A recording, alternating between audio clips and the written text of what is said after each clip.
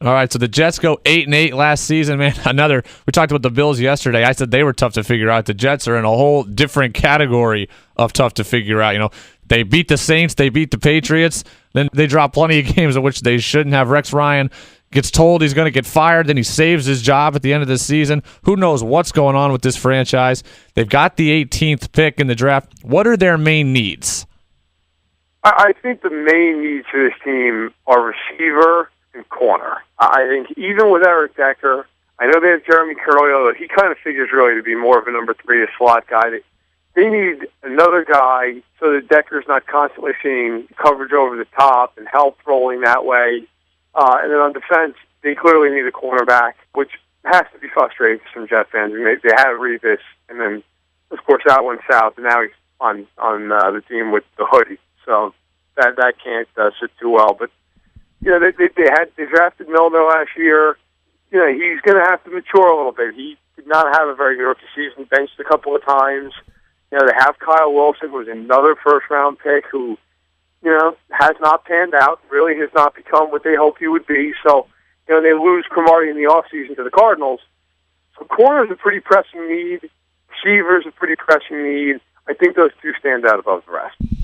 Now, the Jets, you mentioned Eric Decker. They get Eric Decker. They get Chris Johnson on the offensive side of things. They bring in Michael Vick. We still don't know who the quarterback is going to be, and that's going to be a debate that's long drawn out, probably until the end of August. But the Jets really addressed the offensive needs this offseason. Have they done enough in your mind? It's tough to say. I think they've gotten much better. I don't think the receiving corps could have gotten any worse. I'll be honest, I'm not a big Eric Decker guy. I think he's a good player. I think he was propped up quite a bit by Peyton Manning. I don't expect him to go for 1,000 yards this year. I would be pretty surprised if he does. I think he's certainly capable of 800 yards and 6 or 7 touchdowns. He's definitely a good player. But is he a real downfield threat, though? I mean, to me, Demaryius Thomas was the downfield threat on that Denver team, and Decker did his job on the outside, on the hook and route, on the hook route, the comeback route, and although he wasn't in the slot like Welker, he was running a lot of crossing routes in that offense. Is he the number one downfield threat? Yeah, he's not so much a downfield threat as he is a possession receiver. I think he's more a guy. You'll see a lot of reception to him. 8 yards, 10 to 12 yards. I don't think you're going to see a lot of big plays. I know he did have a game last year against Kansas City where he had a couple of long pass plays. One went for a touchdown. Another one, I believe, went to like a 2-yard line. So he is capable of that. But no, more often than not, he's going to be a type of guy who goes on the underneath routes, which is why if the Jets do pick a receiver in the first round, I expect it to be a quick guy. I expect it to be a fast, stretch the field type like a Brandon Cooks or an Odell Beckham Jr. if he's still there. So the Jets, offensively, to finish off in that first question, you wonder, too, Chris Johnson, it wasn't like Chris Johnson was a free agent originally. He was cut. Now, it was cut, yes, for salary cap reasons, but he has not been the same back since he ran for 2,000 yards. That was years ago at this point. So it's, how much does he have left in the tank? They don't have a tight end. That's another thing they've got to kind of address. I mean, they haven't really had a very good tight end since Dustin Keller, a few years ago when he was healthy. So the Jets still have some issues. And if Chino's the quarterback, we all know it. It's quarterback league. Can he get the job done? Now, last year he had some moments where he looked good. He had other moments where he was horrendous. So can he mature a little bit? Maybe Vic help him along and take the next step. If he does, I think the Jets' offense is somewhat capable. Defensively, though, that's the Jets' calling card under Rex Ryan. They were number one in rush yards per attempt by the opposition, third in total rush yards allowed. So they're staunch on the defensive end, but conversely, they were not good against the pass last year, which is why you're talking so much defensive back needs. Who can they get to help them? It depends who falls to them at 18. I think Denard out of Michigan State is somebody you look at.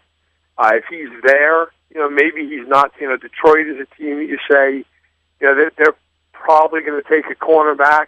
Granted, it's Detroit.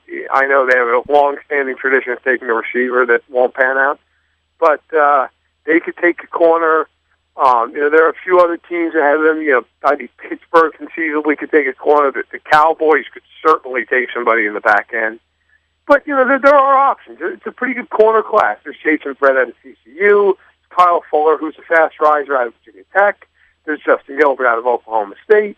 So there are a lot of guys, even a Bradley Roby out of Ohio State. That might be a little early for him, but he's somebody who conceivably could go there. The Jets really like him. So the Jets are going to have options. The Jets are going to have their pick of the litter really at both of these positions. So that makes it a nice move for a nice round for the Jets. They're going to have some really good players at position in need available to them in the middle of the round. I want to go back to it. Chris Johnson, we were just talking about him. You asked how much he had in the tank. I got to say this, though. I think I'm probably in the minority. Now, look, is he still CJ 2K? No, he's not going to run for 2,000 yards again. But he has rushed for 1,000 yards every single year of his career. So, no, is he that guy that he was 3 years ago? No, but every year of his career, 6 years, 1,000 yards. And we talked about it on Monday with the devaluing of the running game and the running back position. To still get 1,000 yards and to do it every single year still makes you a viable back. You throw that in with Bilal Powell. I think the Jets got a pretty good running game right now.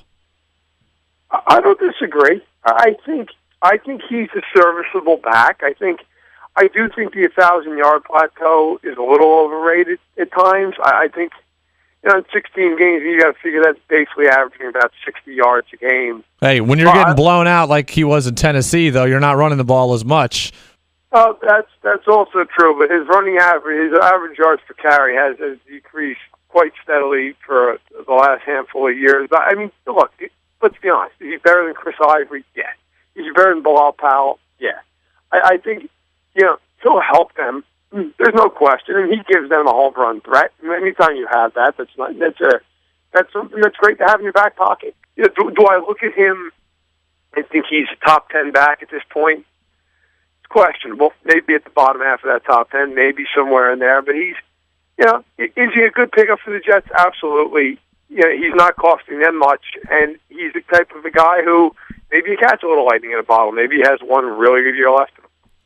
Matt Verderame, Pro Football Writers of America, again here now for the third out of 4 days on our NFL Draft Special today, talking about the New York Jets and all the needs of Gang Green. Matt, we'll get you out of here on this. Yesterday when we talked about the Bills, you got them finishing last. You guys said you got the Patriots winning the division. So what do you got? You got the Jets in second or third in that AFC East? I have them in second. I think Smith will be the quarterback.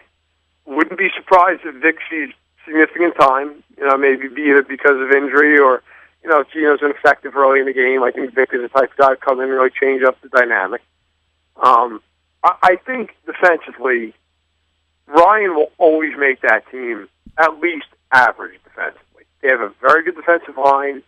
Muhammad Wilkerson, one of the most underrated players in the game. Sheldon Richardson came on like gangbusters last year. He was an excellent pick in the first round out of Missouri. So I expect them to be stout up front. The big question I have with the Jets defensively, can they get enough pressure on the quarterback? They did not generate a lot of pass rush last year. Quentin Coples is a guy everybody's looking to step up, but this is a make-or-break year for Quentin Coples. He has got to get the job done. He does not want to be in the same breath as Vernon Gholston. I think that, as we've been talking about, offensively, can this team get it done? That is the big thing. I think Decker helps. I think Chris Johnson helps. If they draft another receiver really early and he pans out, I actually think they have a very capable core of receivers. I think the line is, solid enough. I think losing Austin Howard hurts, but they did bring in extra Seahawk, Bruno Giacomini. So I think they're good enough to improve a little bit. I don't know if they're a playoff team. They might be one of those teams vying for a spot the last week of the season. And, see how the cookie crumbles with that. But I like where the Jets are headed. I give Ryan credit. Everybody thought he was going to be a fire last year, including yours truly, but he stayed it off. He did a nice coaching job. All right, Matt Verderame, Pro Football Writers of America, talking everything you need to know about New York Jets football here, 1045theteam.com. Brady Farkas. Matt, thanks for joining us. Absolutely.